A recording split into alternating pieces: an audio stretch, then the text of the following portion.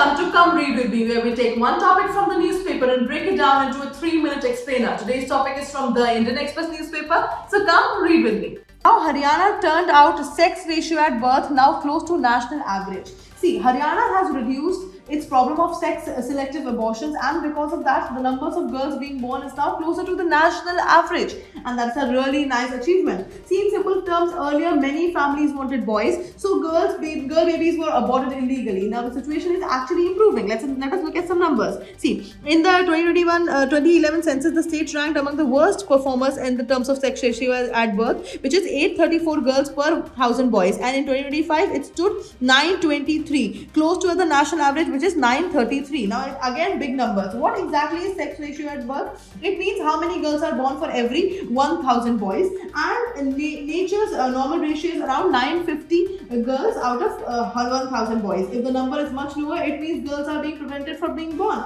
Now what exactly changed in Haryana? See, look at the demographics here.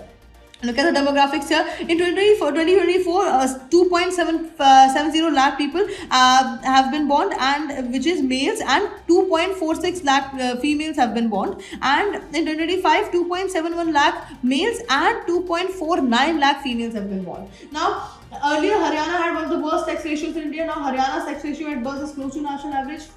How did Haryana improve the situation? Is strict action against illegal abortions, crack down on clinics during sex determination, monitoring ultrasound machines, and a lot of things, tracking pregnancies, awareness and social change, incentives and schemes encouraging family support girls. Now the biggest message is laws plus strict enforcement plus awareness can change a deep-rooted issue like sex ratio at Haryana. Now let us take a look at the UPSC relevance of this topic. Why it is important for civil service examination? It is important for GS paper 1, which is society. Again, it is important for GS paper 2, which is governance, and then it becomes highly important for GS paper 3, which is human development.